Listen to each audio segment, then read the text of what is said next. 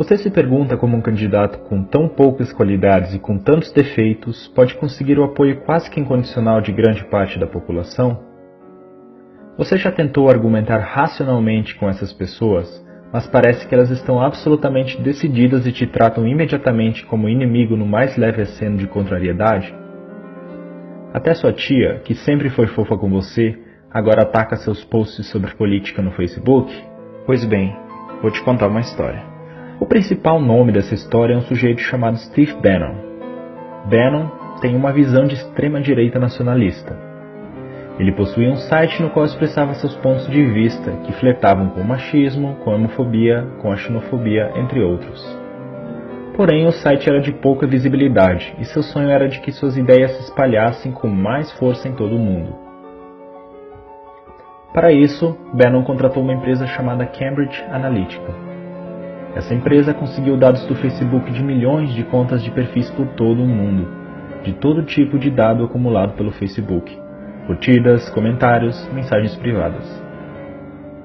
De posse desses dados e utilizando algoritmos, essa empresa poderia traçar perfis psicológicos detalhados dos indivíduos. Tais perfis seriam então utilizados para verificar quais indivíduos estariam mais predispostos a receber as mensagens. Aqueles com disposição de acreditar em teorias conspiratórias sobre o governo, por exemplo, ou que apresentavam algum sentimento de contrariedade ao cenário político atual. A estratégia seria fazer com que esse indivíduo suscetível a essas mensagens mudasse seu comportamento, se radicalizasse.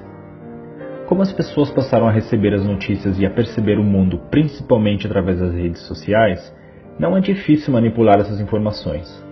Se você pode controlar as informações que uma pessoa tem acesso, você pode controlar a maneira com que ela percebe o mundo, e com isso influenciar a maneira como se comporta e age. Posts no Facebook podem te fazer mais feliz ou triste, te deixar com raiva ou com medo. Os algoritmos sabem identificar as mudanças no seu comportamento pela análise dos padrões de suas postagens, curtidas e comentários. Assim, indivíduos com perfis de direita, em seu tradicional discurso não gostam de impostos, foram radicalizados para perfis paranoicos em relação ao governo e a determinados grupos sociais. A manipulação poderia ser feita, por exemplo, através do medo, com o bordão, o governo quer tirar suas armas. Esse tipo de mensagem estimula um sentimento de impotência e de incapacidade de se defender. Estimula também um sentimento de somos nós contra eles, o que fecha a pessoa para argumentos racionais. Sites e blogs foram fabricados com notícias falsas para bombardear diretamente as pessoas influenciáveis por esse tipo de mensagem. Além disso, foi explorado também o sentimento anti-establishment, anti-mídia tradicional e anti-tudo isso que está aí.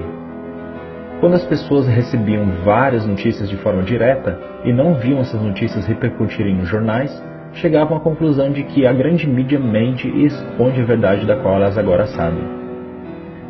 Se antes a mídia tradicional podia manipular a população, a manipulação teria que ser feita abertamente aos olhos de todos. Agora todos temos telas privadas que nos mandam mensagens diretamente.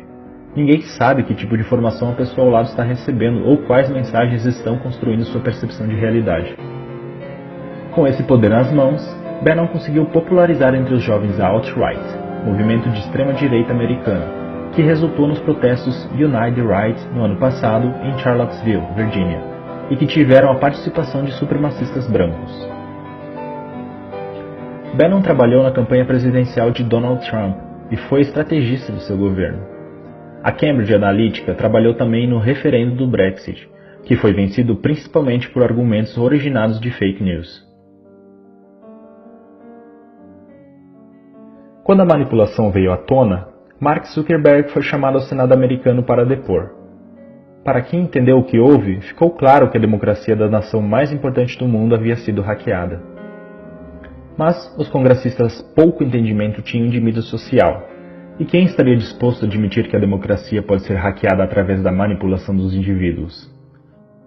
Zuckerberg estava apenas pensando em estabelecer um modelo de negócio lucrativo com a venda de anúncios direcionados. A coleta de dados e a avaliação de perfil psicológico das pessoas tinham a intenção inocente de fazer as pessoas clicarem em anúncios pagos. Era apenas um modelo de negócios, mas esse mesmo instrumento pôde ser usado com finalidade política. Ele se deu conta disso e sabia que as eleições brasileiras podiam estar em risco também. Somos uma das maiores democracias do mundo. O Facebook, então, tomou medidas ativas para evitar que as campanhas de desinformação e manipulação ocorressem em sua rede social. Muitas contas fake e páginas que compartilhavam informações falsas foram retiradas do Facebook no período que antecede as eleições. Mas não contavam com a capilarização e a popularização dos grupos do WhatsApp. O WhatsApp é um aplicativo de mensagens diretas entre indivíduos.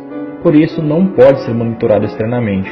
Não há como regular as fake news, portanto. Fazer um perfil fake no WhatsApp também é bem mais fácil do que em outras redes sociais e mais difícil de ser detectado. Lembra do Steve Bannon, que sonhou com o retorno de uma extrema-direita nacionalista forte mundialmente? Que tinha ideias que são classificadas como anti-minorias, racistas e homofóbicas, e que usou um sentimento difuso ante tudo que está aí e o medo de os homens se sentirem indefesos para conquistar adeptos? Pois bem, ele se encontrou em agosto com Eduardo Bolsonaro. Bolsonaro disse que Bannon apoiaria a campanha de seu pai com suporte e dicas de internet. Bannon é agora um consultor eventual da campanha. Bolsonaro é o candidato ideal para ele, porque compartilha suas ideias no cenário ideal, um país passando por uma grave crise econômica e com a população desiludida com sua classe política. Logo depois de manifestações de mulheres nas ruas de todo o Brasil e do mundo contra Bolsonaro, o apoio do candidato subiu, entre o público feminino, de 18% para 24%. Um aumento de 6 pontos depois da grande parte das mulheres se unir para demonstrar sua insatisfação com o candidato. Isso acontece porque, de um lado, a grande mídia simplesmente ignorou as manifestações e, por outro, houve um ataque preciso às manifestações através dos grupos de WhatsApp pró-Bolsonaro. Vídeos foram editados com cenas de outras manifestações, com mulheres mostrando seios ou quebrando imagens sacras, mas utilizadas dessa vez para desmoralizar o movimento Ele Não entre as mais conservadoras. Além disso, Eduardo Bolsonaro veio a público logo após a manifestação e declarou: "As mulheres de direita são mais bonitas que as de esquerda. Elas não mostram os peitos e nem defecam nas ruas. As mulheres de direita têm mais higiene." Essa declaração pode parecer pueril ou simplesmente estúpida, mas é feita sob medida para estimular um sentimento de repulsa para com o outro lado. Isso não é nenhuma novidade. A máquina de propaganda do nazismo alemão associava os judeus a ratos. O discurso era de que os judeus estavam infestando as cidades alemãs, assim como os ratos. Esse é um discurso que associa o sentimento de repulsa e nojo a uma determinada população, o que faz com que o indivíduo queira se identificar com o lado, entre aspas, limpo da história. Daí os 6% das mulheres que passaram a se identificar com Bolsonaro. Agora é possível compreender por que é tão difícil usar argumentos racionais para dialogar com o eleitor do Bolsonaro. Você se dá conta, agora, do nível de manipulação emocional a que seus amigos e familiares estão expostos? A pergunta é: o que fazer? Não adianta confrontá-los e acusá-los de massa de manobra. Isso só vai fazer com que eles se fechem e classifiquem você como um inimigo do outro lado. Ser chamado de manipulado pode ser interpretado como ser chamado de burro, o que só vai gerar uma troca de insultos improdutiva. Tenha empatia. Essas pessoas não são tolas ou malvadas. Elas estão tendo suas emoções manipuladas e sendo submetidas a uma percepção de realidade bastante diferente da sua. Tente trazê-las aos poucos para a razão. A única maneira de mudar seu pensamento é fazer com que tais pessoas percebam sozinhas que não há argumentos que fundamentem suas crenças e as notícias veiculadas de maneira falsa. Peça para que a pessoa defenda racionalmente suas opiniões políticas. Esteja aberto para ouvi-la, mas continue sempre perguntando mais e mais, até ela perceber que chegou num ponto em que não existem argumentos para responder. Pergunte, por exemplo, por que você decidiu por esse candidato? Por que você acha que ele vai mudar as coisas? Você acha que ele está preparado? Você conhece as propostas dele? Conhece o histórico dele como político? Quais realizações dele você aprova? Se perceber que a pessoa não está pronta para debater, retire-se da discussão. Não agrida nem ofenda. Isso é um comportamento que radicalizaria o pensamento do somos nós contra eles. Tenha em mente que os discursos que essa pessoa acredita foram incutidos nela de maneira que houvesse uma verdadeira identificação emocional, se tornando uma espécie de segunda identidade. Não é de uma hora para outra que se muda algo assim. 2 das mais importantes democracias do mundo já foram hackeadas, utilizando tais técnicas de manipulação. O alvo atual é o nosso país. Não vamos deixar que essas forças nos joguem uns contra os outros, rasgando nosso tecido social de maneira irrecuperável.